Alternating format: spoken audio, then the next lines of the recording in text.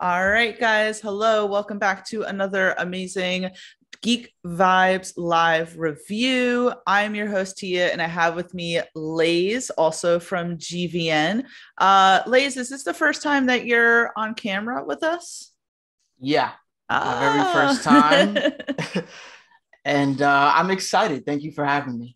yes, me too. So, if you have not been looking at our website, geekvibesnation.com, Lays has been recapping House of the Dragon, which is what we will be talking about in the next, talking about for the next half hour. Totally ignore that. But obviously, this review is for season one of House of the Dragon. And obviously, there's going to be spoilers. So if you have not seen it yet, I would say, or if you don't mind spoilers, keep watching, obviously. If you do mind spoilers, then I would say don't watch this. Correct. Because there's a whole lot that's important to the show and important to the overall like Game of Thrones lore. So there's quite a bit that's gonna ruin it for you if you haven't seen it yet. Exactly. And this show, which was 10 episodes, was based on George R. Martin's book Fire and Blood. And before we get into anything, I just want to say, or I want to ask, were you excited for the show, or were you like me and you were a little skeptical after that disaster of a season in season 8 of Game of Thrones? I was highly skeptical because just because of the trajectory of the show Game of Thrones and how it ended. Um, I know that they had another book, Fire and Blood, and I was curious to know just how they were going to do that story because they touched on a lot of history in Game of Thrones throughout the seasons. Mm-hmm. And they hinted at a bunch of different things. They hinted at the history of House Targaryen, and it's a lot of rich history and events that happen. And I was skeptical to how they were gonna actually show that happening in this show, Mm-hmm. and just how true to the books they were gonna keep it. I haven't read the books, but my girlfriend I think is currently reading it, so she Nice. like plugs in some stuff here and there for me and fills in the blanks. But that is something that I want to jump into just to see, the comparisons. Yeah, and I've been like watching a lot of lore videos on YouTube that have kind of talked about what is about to happen. And it's a lot. So, for those who are watching, let's recap the season really quickly and then we'll go deeper into the review. So, this is the very abridged version. We are obviously with the Targaryens. We're not doing Aegon the Conqueror like the first Targaryen in Westeros. We are following King Viserys, first of his name, who didn't have any male heirs with his wife Aemma. And then once Aemma dies, he realizes that he has to. Well, first of all, Aemma dies, right? And his heir is his brother Daemon, who's totally not like fit for rule at all. So he decides to Right. break Westeros tradition and name his daughter Rhaenyra as heir. Viserys, of course, has to do his duty, has to take another wife. And so he marries Alicent Hightower, who is not only much younger than him, not only the daughter of his right hand man, but also the best friend of his daughter, Rhaenyra. That Mm-hmm. causes a rift. Alicent ends up giving him multiple children, including male heirs, but Viserys decides to keep his word out of either just the love for his daughter Rhaenyra or maybe just feeling guilty over the death of Aemma. Decides to still have Rhaenyra as his heir. And again, as I'm saying, I'm like way abridging this right now, but Viserys Mm-hmm. dies, and now there is the question of who should be the rightful heir, the person who he named heir or his firstborn son, Aegon. Mm-hmm. And then we see in those last two episodes, things go really awry with not only Alicent, Otto, and others proclaiming Aegon the second as the king. But then we see in that season finale, Rhaenyra being informed, others wanting her to go to battle, her being very resistant in that. And then obviously at the end, due to very tragic events, her deciding that no, we're going to war. So that's my abridged version of this season. Lais, what did you think of this season? Not only the casting, the pacing, just what were your general overall thoughts on this season? So I do like who they have as the cast. I think they're very talented and very good at what they do. And, they were able to successfully convey, the characters' emotions and things that were going on with them, throughout the show. The pacing, I think, was great at to a certain point, because to me it just felt like a roller coaster ride. Like when you're just continuously going up, and up, and then we get the cliffhanger at the end of the season, and it's just it basically had everything on like high, and anxiety for like the characters and what's gonna happen. Like you always wanted to know what's gonna happen next. How is Viserys gonna react to this? How's Daemon gonna behave going forward? What is Rhaenyra gonna do? Like all of these different questions coming to mind. And the only thing that I have a slight problem with, very teensy problem, is they didn't extend the season to include the stories for some of the characters, right? So obviously there's a lot of time skips in this season. Right. And I wanted to know more about Rhaenyra's husband, and what happened to him, and what he's been through, and then other things with some of the other characters, and I think things that would further enlighten us as to the relationships between all of the characters. Other than that, I loved it.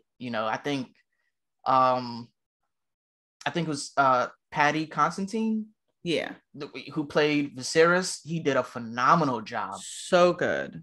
Phenomenal. And Emma Darcy was really good as, adult Rhaenyra. Olivia Cook, I believe, played Alicent, Queen Alicent as the adult. And even the younger versions of themselves did an excellent job. And this actor's name is escaping me. The one who played Daemon. Matt Smith.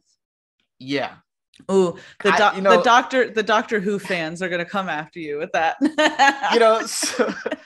So that's the thing. Like, and I know this is gonna be, I might get some hate for this, but I kind of wasn't a fan of his, with Doctor Who, and in this one, blew me away. Like, I feel like his portrayal of Daemon is so spot on, and to everything that Daemon was, he brought that out, on camera, and it was phenomenal. I'm a fan now, so I guess I have to go back and watch some Doctor Who shows and see if I can keep that fandom going. But I think overall the cast did a phenomenal job, even with some of the CGI. Game of Thrones, I think, set the bar, right, for how good the environments look, the dragons look.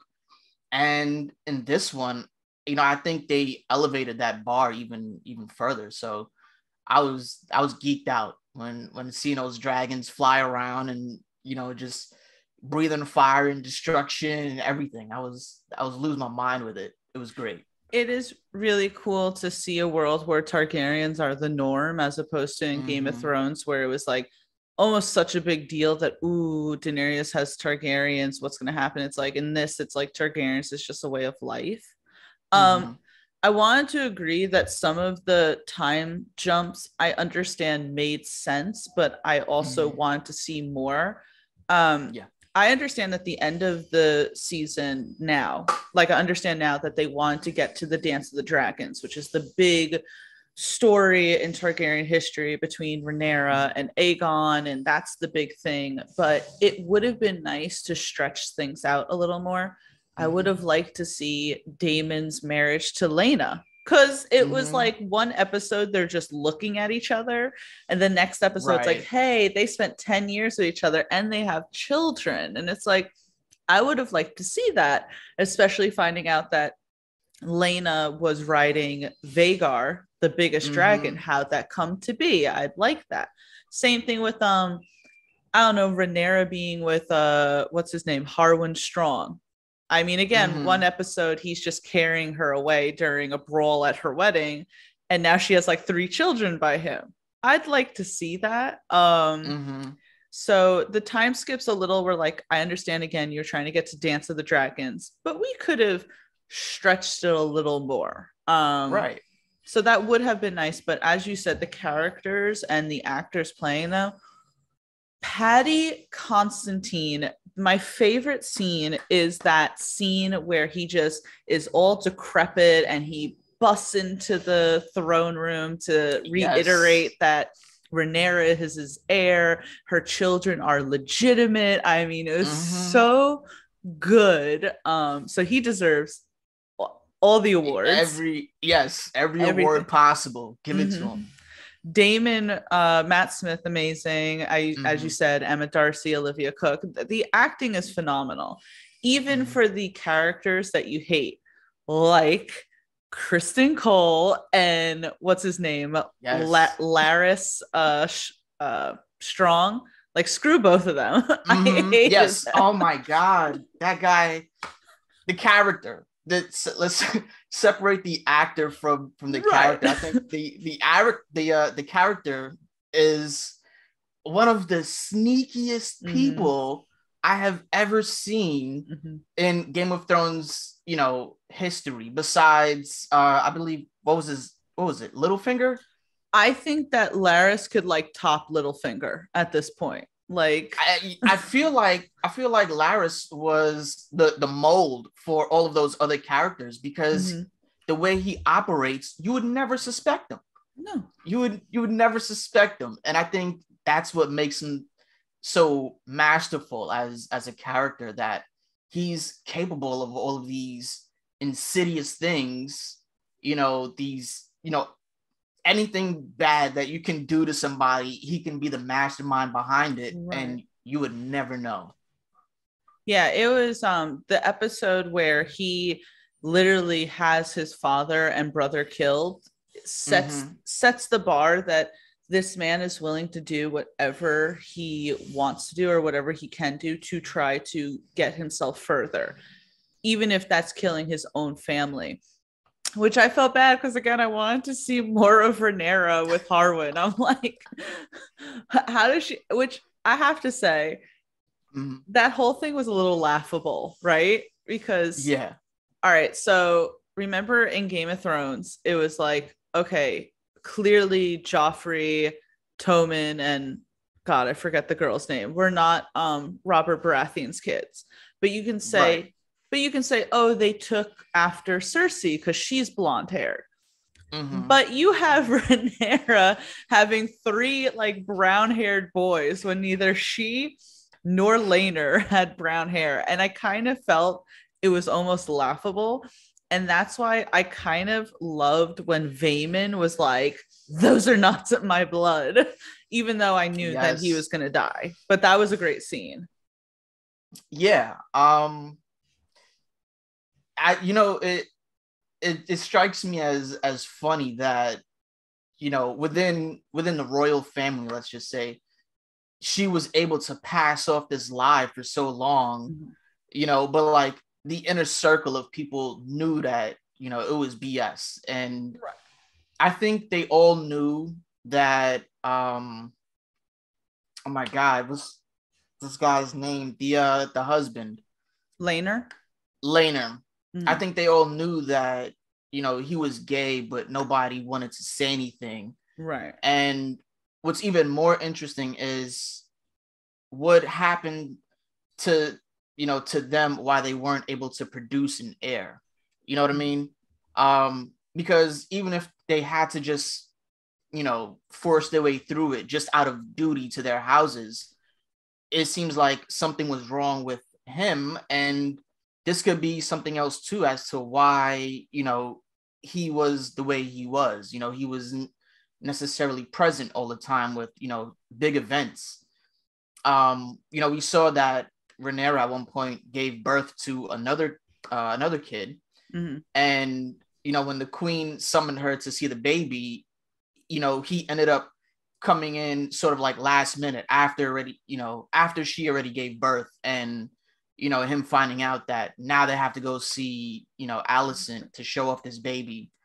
That is true. I don't mean to interrupt, but it's Yeah. like that was something I noticed where it's like I know that your guys' like marriage is a farce, but he could have put a little bit more effort in because he was never around. Right. And it was very obvious. People are like, where's your husband? Where's your husband? And her having to be like, oh, he's, as you said, even for big events such as the birth of her own child, he definitely could have been around more.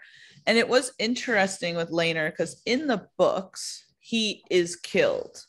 But we see that the show deviates from that and decides to just say he ran off with his lover instead. Do you think that we will see Laenor again, or do you think this was just kind of a neat way to tie up his story? I don't think we're going to see him again. And the reason why is because, obviously he faked his death with his lover and they sailed away to some foreign land, under the guise of anonymity. So he's now separating himself from everything royal, right? He's separating himself from his own house. He's separating himself from the kingdom. To me, it seems like he doesn't want to be found, and he just wants to live a peaceful life as a nobody, so to speak. So, and we kind of get that because he shaves, his head, he changes his look a little bit. And I think him sailing away on that boat with his lover just kind of like solidifies that, we're never going to see this guy again, no matter what happens.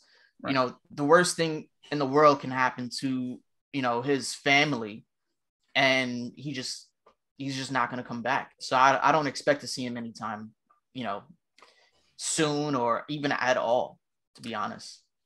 And I would agree that we probably won't see him again, which then makes me feel kind of even worse for his parents because he's alive and they just think he's dead.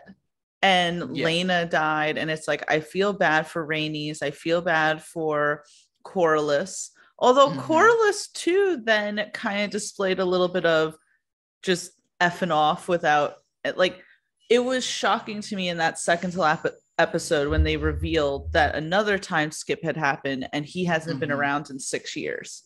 And I was like, poor Rhaenys is just losing everyone. Yeah, and that's what this show definitely pulls on your heartstrings, right? Because when we got that little time skip and found out that he's been gone for 6 years, I was kind of upset because Rhaenys made a very solid point. We've lost everything. We've lost both our kids. We're losing our standing, within the royal family or the royal court. It's just like their grip on things was slowly loosening up and fading away, like to the point where it felt like, to me, it just felt like at some point they're not even going to be in any of the seasons anymore. Like something's going to happen, because I would think that Rhaenys would have lost her mind already after all of this has gone down, with her, with losing her daughter and then losing her son. It's like, how much more can a mother take? And then the fact that your husband, despite having all of these losses within your own family, you're still in pursuit of a greater ambition. Like he's still in pursuit of the crown, which he has no claims to. I know he cares about it more than Rhaenys, which is really shocking. And that's the thing that upsets me is, it did upset me because it's like, at what point do you give that up and just keep your standing and support your wife, and try to build your family back up and do the right thing? And he finally realizes that, towards the end of the season, when he's in his bed recovering from his injuries and his coma, he even says it. Ambition is the curse of the Velaryon household, because the same ambition is what killed his brother, in a way. And it was just like, wow, it took you 6 years and almost dying to realize your ambition is going to be the death of you. So it was interesting how that dynamic sort of flipped too, with him and Rhaenys. They kind of like had to walk back, their position on, ambition and what they want out of life. Right. So it was interesting to watch that growth, I guess, for them too. I love, though, at the end that Rhaenys stood by Rhaenyra, because in all evidence could have pointed her into supporting Alicent. And it's funny because it seemed like at some point when Corlys woke up that he wasn't going to stand by Rhaenyra, but then you saw quickly he was like, the Velaryons are with you. And I'm like, Rhaenys definitely said, you've been gone for 6 years and you put me through hell. We're siding with her. But you brought up a good thing. I don't know if their house is going to be powerful at any point again, because I don't even remember hearing about them in Game of Thrones. They're non-existent, basically. Yeah. It's kind of like a spoiler in a way. But I think that house dies off because they weren't present at all through Game of Thrones, at least, not in the show. I don't know about the books, but they definitely weren't present at all during the show. No. And you would think if they were an old Valyrian house that was very tied with the Targaryens, that Robert Baratheon would also want to take them down. But the fact that they're not even mentioned is interesting. So anyone who's like watching this, if they're like an ultra like Game of Thrones like lore fan and I'm wrong here, just let me know in the comments. But I'm pretty sure that House Velaryon like dies off. I feel that in my bones. I feel it too. But I thought this season was great in so many aspects, where the costumes, the dragons, the this, the that is so good. And now I have to shift the discussion to, so obviously I love Rhaenyra. I love her relationship with Viserys. And Viserys honestly like won me over through this season, even though I kind of hated him at first with his decision with Aemma.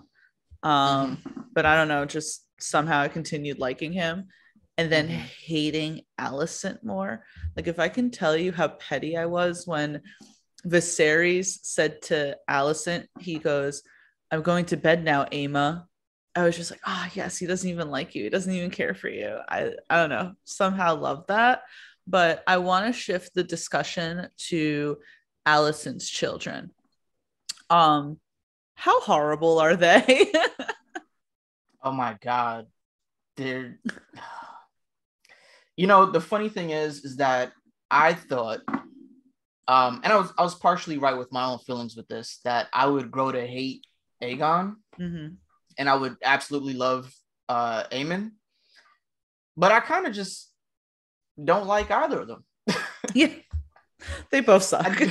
I don't like either of them. And what the thing is that they showed how different Aemon became after losing his eye from when he was a kid to an adult. As a kid, I loved him as a kid because it seemed like he was, the shy, very quiet kid that just wanted to fit in and just, exist. Right. And, he was the one that didn't get a dragon, throughout, obviously before, Vhagar, he didn't get a dragon. And I think at that point, he was already maybe in his, early teens, or maybe he was probably, 12 or 13 or something like that. They never really tell his age, when he got Vhagar, but obviously within that house, he was the late bloomer, so to speak, because everyone had a dragon except him. And you can tell that he was ambitious because of how he, pursued Vhagar. Mhm. And I thought he would have been the smart one, Right. Out of all the children.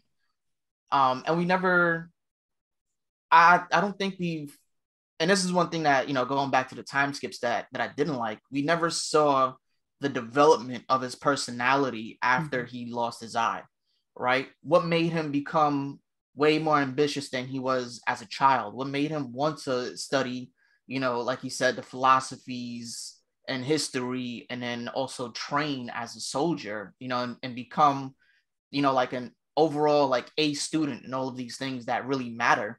What made him want to, pursue all of that? Right. Does he now have the idea of being king in his mind, instead of his brother? And to me, it seemed like they were sort of following the steps of Viserys and Daemon, because now Aemon is more like Daemon, just a younger version of him, and Daemon is the person that you love to hate.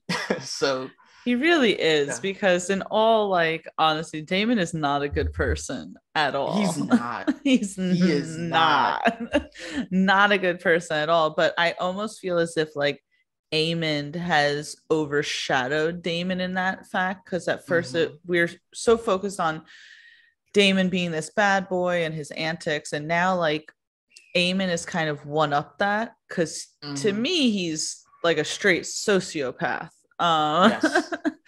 Yes. He doesn't care at all for it, because it's hilarious, because you have to remember, like, and not just you, like the people watching this, but they're all family, but they're acting as if they're not family. I mean, the way that Aemond and Aegon refer to Rhaenyra's children, even like Rhaenyra's their sibling, but there's such a disconnect between them. And the fact that Aemon just kind of thinks of his like immediate family, like his mom, Aegon and Helena. But you are right that he seemed as if he was going to be the level-headed one. Because he even told Aegon, your duty is to marry your sister. Right. And he was saying something along the lines that he would do it because it's his duty, even though Aegon was kind of really not wanting to do that. But Aemon is now just such a shit starter between his fight with the strong boys, his speech, you're a bunch of strong boys. I'm like, oh, Jesus, can't have anything nice. And then that kind of leads me into one of the last scenes of the season. I can't help but not talk about this. So what were your feelings during that whole like moment between Lucerys getting to the Baratheon house, confronting Aemon, and then, again, spoiler alert, his dragon Vhagar killing Lucerys and Lucerys's dragon? I mean, I knew it was coming. Yeah. Something deep down just told me that at some point one of those strong boys is gonna die. Right. And it's funny because I was talking to my girlfriend about this, like while I was, doing one of the recaps. I was like, one of these kids is gonna die. somebody, at some point in this season, is gonna bite the bullet, and they're gonna just be dead. And it's gonna happen in a worst way, because I mean, we knew that the season was only 10 episodes, right? And obviously, with them doing a lot of time skips, it's kind of like, put it together, and they're trying to get to something big, right? And I think Game of Thrones is very big on foreshadowing, right? And we've seen a little bit more screen time for Luke than we've ever seen before. And even some of the intimate moments with him and his mother, it just put up a red flag in me. It was like, oh my God, he's gonna be it. He's gonna be the first one. The first one in that house, he's gonna be it. And I lost my mind when that whole scene happened with him and his dragon and Vhagar, and something stood out to me. Rhaenyra, around the painted table, said she told Daemon none of the dragons were trained for war. right? So none of the dragons have ever been in combat, against anybody else or each other, right? So when she insisted on Lucerys, or when she insisted on her sons going only as messengers and not warriors, it stood out to me because she knew that, hey, these dragons aren't ready for this. Neither are my boys.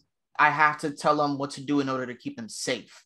And it didn't end up working because, there's another factor, just riding through the storm, right? Right. Maybe the dragons, aren't really accustomed to riding in storms. Maybe that's another factor to what agitated them.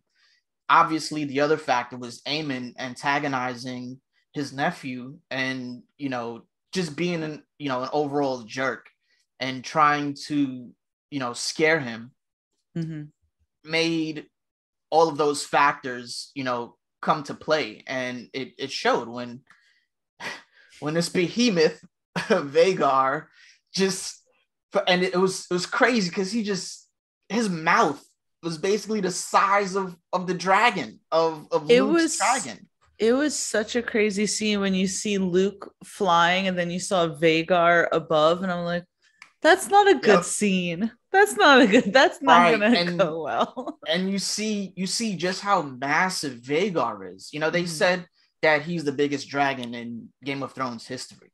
Right. And his body alone, just his body mass alone, was twice the size of Luke's dragon. And his wingspan, is like a skyscraper long. This dragon is a monster. And the fact that he was able to bite through Luke and his dragon with, one bite, it was crazy. I mean, obviously he tore through the dragon and you see little pieces of Luke and I forgot his dragon's name. Man, I made it a point to remember this too, but I did too. And I felt so bad because I was like, Luke was such a sweet little boy. And you're right with the foreshadowing. I mean, the whole episode, Rhaenyra's like calling him her sweet boy, kissing his cheek, holding his hands. And you could see like how scared he was, where he's like, I'm a warrior, I'm a messenger, not a warrior. And I'm like, oh my God. But someone pointed out online something that I thought was so cool. I think it's in the first or second episode. Viserys says something along the lines of, Targaryens have always thought that they can control dragons, and that's like foolish because they're dragons. And you see that when Luke's dragon like spits fire at Vhagar, and he didn't want him to do it. He's like, obey me. And then Vhagar is going after him. And even Aemon's like, obey me. They're dragons. They are dragons. Right. And that's the thing. They've never been in combat. So, you can't train a dragon on how to react, if he's never been in combat. And his first instinct on being attacked is to retaliate. Right. And also, with Aemon having the biggest dragon in history and, probably not as much training with his dragon, he couldn't control it. He absolutely couldn't control his dragon at all, and we might even see more of that, in season 2 with, Aemon learning how to control his dragon, because now he's gonna have to know they're gonna go into war.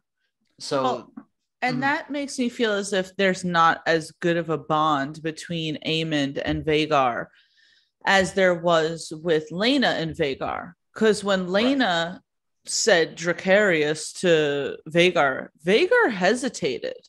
Vhagar was looking at her like, why? You serious? Yeah, you really want me to do this, lady? You want me like you're my owner. I mean, are you sure?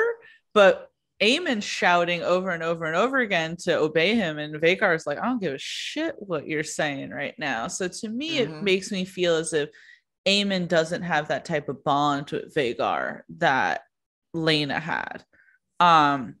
we're certainly going to see more dragon battles in the next season, which is very telling when Daemon went down, because they made a point to say, yes, we have dragons. There's a lot of them that are not claimed. There's a lot of them that are just chilling down there. And so Daemon went down. And I always watch things with the subtitles on just because I don't want to miss things. So it said like Vermithor was the name of the dragon he was singing to. Well, of course, I had to look it up. And that dragon was King Jaehaerys's dragon. So that dragon has not had a rider in a long time. But if Daemon is bringing him out, he knows something about this dragon that others may have not thought about, because he instantly was like, I'm going to go down and claim Vermithor. And that's the thing. Vermithor is trained for combat. Exactly. Because Jaehaerys, obviously being a dragon rider, you know, used Vermithor to help, you know, with his, you know, conquering and ruling. Did you notice how different Vermithor looks from the other dragons? Yes. It scared the shit out of me. I'm sorry. I was watching that with my boyfriend, and I was like, if I walked into a room and this dragon instantly just started like spitting fire, it's like, you know what? I'm good. I'm good. You clearly don't want to be bothered right now. I'm going to walk the other way. Right. Yeah, he looked definitely different. He looks more vicious than all the others. Oh, yeah. He looks like he's ready, which is scary, because now that Rhaenyra has lost one of her sons, I mean, that scene, again, her just turning around and looking at the camera, it's like she just looks like, I'm going to burn everything now. Like before she was thinking about peace and how do I keep the peace, and yeah, now she's like, no. Now it's full on, which, you know, that's like what Daemon wants. Like Daemon loves that shit. Daemon was so mad that she was even hesitating, which is interesting, because again, Daemon is not a good man, right? You can say like, oh, he's always wanted Rhaenyra. You know, he killed his first wife. He really didn't mourn Laena that much. He instantly married Rhaenyra.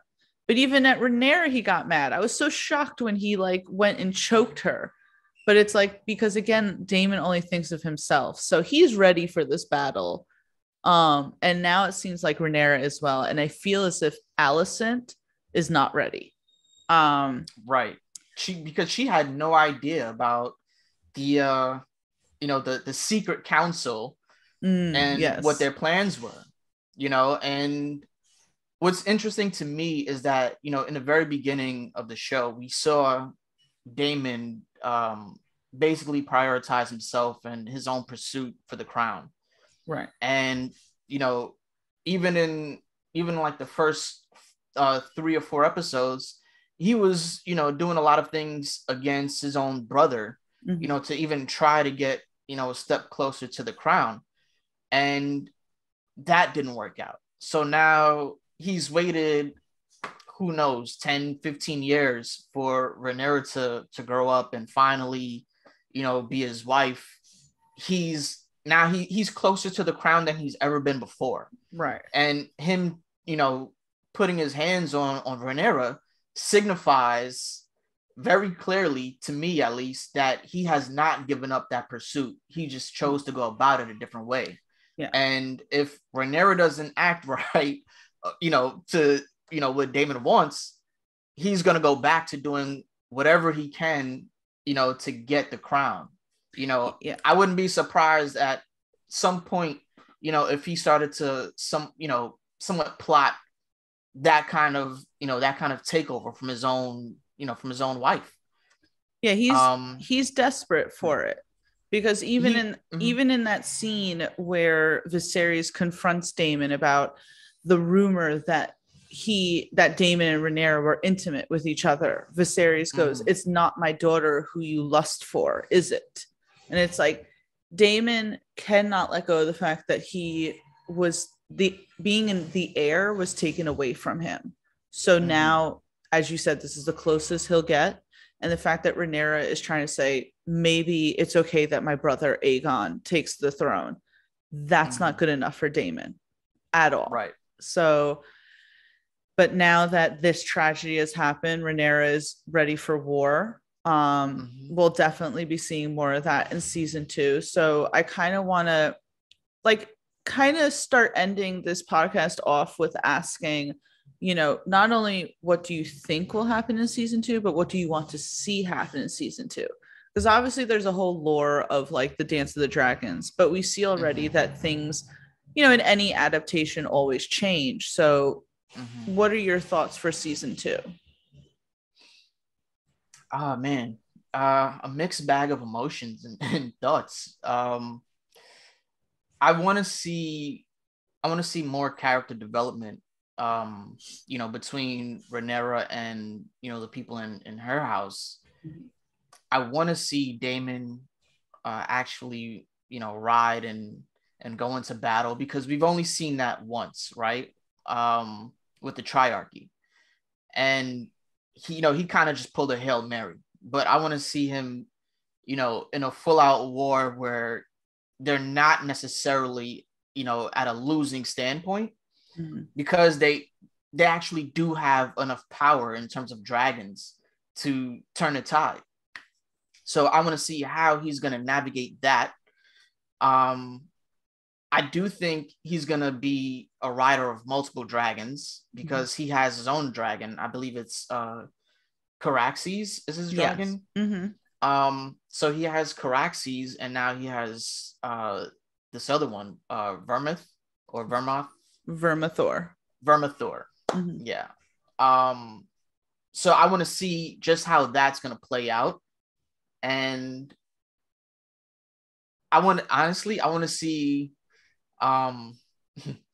see Larys and his shadow organization come back into play. Yes. Because somebody in King's Landing is going to have to go. I don't know who it's going to be, but somebody's going to have to go, and they got to be behind it. I don't know if it's going to be at some point, Aemon, because if you look at the family tree, Aemon doesn't have any children. Right. So I want to see exactly what happens in that regard. And, I'm just excited for season 2. And I want to see Rhaenyra just be a badass. She's lost her 2 kids now, right? She, had a stillbirth, and she's lost Lucerys.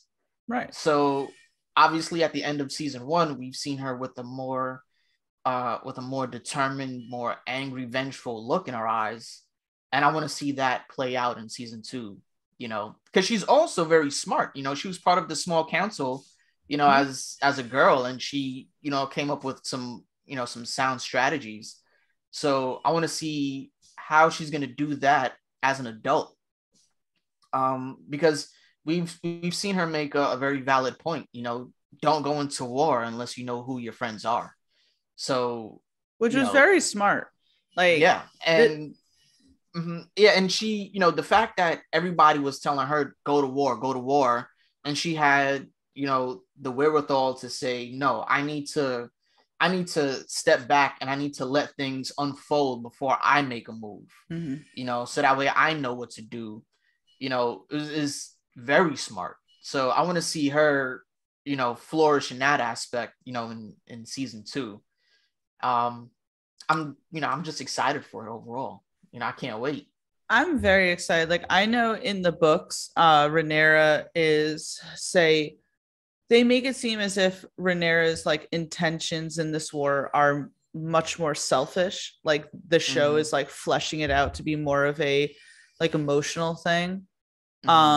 But to me, the show very much sets up who maybe you should root for. And I have no problem rooting for Rhaenyra, because Aegon sucks. And I like how it's built up, because Rhaenyra almost never wanted to be the heir. She even doubted if she should be it. She asked her father when on his deathbed why he even did this to her. And now she's like, no, this is my throne. I will now take it by force. And I can't wait to see that. I can't wait to see her in this position. I think she's going to be badass as hell. Yep. I guess if I'm thinking about what I ideally want happening in season 2. I want to see the other players because Game of Thrones was so great because it had so many different houses. And yes, this is House of the Dragon, so we are obviously focusing more on the Targaryens, but I'd like scenes between what did the Baratheons say? What even the Lannisters say, the Starks, how are they feeling about this war and who they decide to be loyal to? That's going to be interesting. The epic dragon fights, because HBO now has the budget where they can do awesome shit like that. I want Kristen Cole to die. That's all I know is I can't stand him. And I want there to be a scene between Aegon and Rhaenyra because we really never get the two of them like confronting each other. And they are brother and sister. So I would like that, even though Rhaenyra is so much more older than Aegon. But Aegon himself didn't even seem like he wanted to be king at first. And now he's going to fight for his throne. So I would even like an interaction between that. I'm not very picky. I just want awesomeness. I'm going into this kind of a lot say less committed than Game of Thrones, even though like I'm very committed to it, but I'm like, whatever happens, I'm not going to sit there and say that was a bad outcome because I know that there's a whole story here. Like at least with this, there is an end. But unfortunately, we have to wait till 2024 for that, which I'm a little upset about, but whatever, I guess. I just hope that the writers stay committed and we don't get a repeat of, the last season of Game of Thrones where just, they were just kind of chugging along just to chug along and finish it. I know, like take your time at this point. Like, let me say real quick, I'm rewatching Game of Thrones and going to that last season. It's like everything that happened in that last season could have happened if they would have stretched it out. Like even Daenerys going mad. I'm not even that mad that you chose that, but you needed to stretch that out more. So hopefully House of the Dragon stretches things out. We did a lot of time jumps to get to the Dance of the Dragons. Now that we're here, let's be fully submerged in this. So I'm very much looking forward to it. I would say that we have 2 years, it seems, to wait. I guess we should just rewatch Game of Thrones a bunch of times and maybe read the books. And there is still, I think, that Jon Snow spinoff coming out. Spinoff, yeah. Now I wonder if they're gonna somehow link the spinoff to however they end Fire and Blood. See, my thing is that I think the Jon Snow spinoff takes place after Game of Thrones. So I'm not sure if there necessarily will be a link there.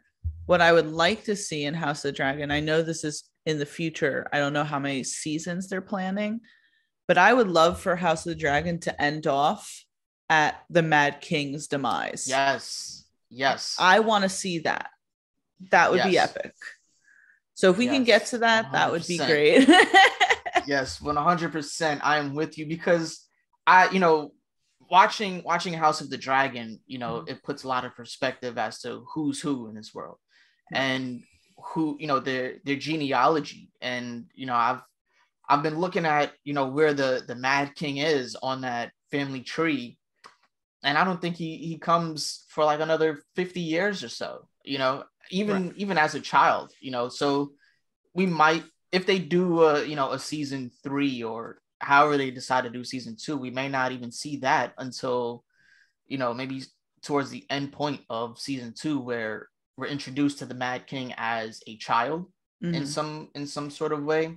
And if they do, decide to go beyond and do a season 3 with, the Mad King and, his demise, that's going to put a lot of pieces together for those who haven't read the books and only watched the show, as to what happened and who's who and, just, the overall history of Game of Thrones now being so fleshed out and, put into live action for us.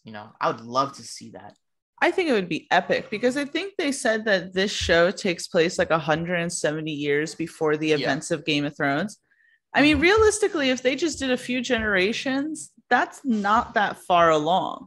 So if they decide like we're not going to have it go like 8 seasons, we're going to do like 3 or 4 seasons solid and end it with the Mad King, I'm satisfied, because as you said, that's a nice little like tie-in to this world and the world building and everything. So I'd be totally cool with that. So with the House of the Dragon, out of 10, what would you rate this first season?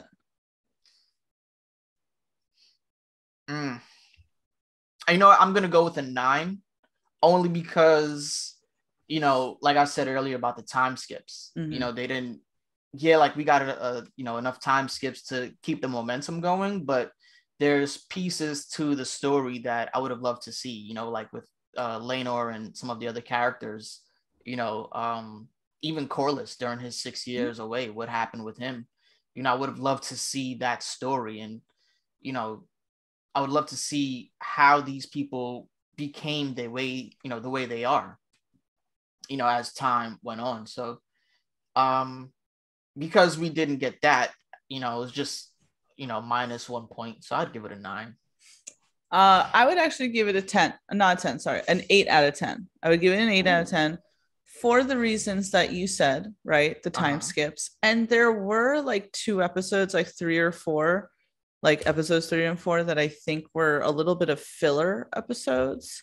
So I would have liked it to be a little more fleshed out. They could have used what they did in some of those episodes to really flesh characters out. But besides that, I loved it. Visuals were amazing. The story, the acting. I, you know, as I said before, went back and started Game of Thrones again, and they clearly had less of a budget at that point than they did in the later seasons, and it's very obvious. So with this having a high budget, they're really able to tell the story properly. So and I give them an 8 out of 10 for the fact that I have to wait 2 years for the next season. I'm just gonna say that right now. But yeah, that is, I guess, our review of House of the Dragon. For those who are watching this, you know, please comment down below what you think. And please make sure you go on geekvibesnation.com to check out Lai's recap of House of the Dragon. They're very well done, very well written. And Lais, if you want to tell everyone where they can find you on social media and all that, please do. Thank you. Yeah, so you can find me on Twitter at Chips and Sticks. That's ChipsNstix. That's my name on all social media platforms, Instagram, probably TikTok. I don't even use that. Twitter, definitely. Yeah, and that's, you know, that's pretty much it. I look forward to, you know, season 2, and I look forward to doing more recaps of season 2 of House of the Dragon, and becoming more of a Game of Thrones fanatic than I am now. So thank you for letting me do the recaps and for, you know, doing this podcast. I had a blast. Yes, absolutely, Lais. I'm very thankful that you did this review with me. And believe me, you should definitely check out the books. I've read the first book. It's very well done. George R.R. Martin is a great writer. I will say that entirely, but he needs to hurry up with the next book. But my name is Tia. You can find me on social media platforms, TC_Stark. I'm on Twitter and Instagram, even though I'm more so on Twitter at this point. Please make sure you follow this page as well as our TikTok, Geek Vibes Nation, as well as Twitter and all other social media platforms. Again, if you're not subscribed to this YouTube page, please do. And I will link Lais's written recap down below. Thank you again, all. And until the next House of the Dragon season comes out, we'll see you next time. Bye.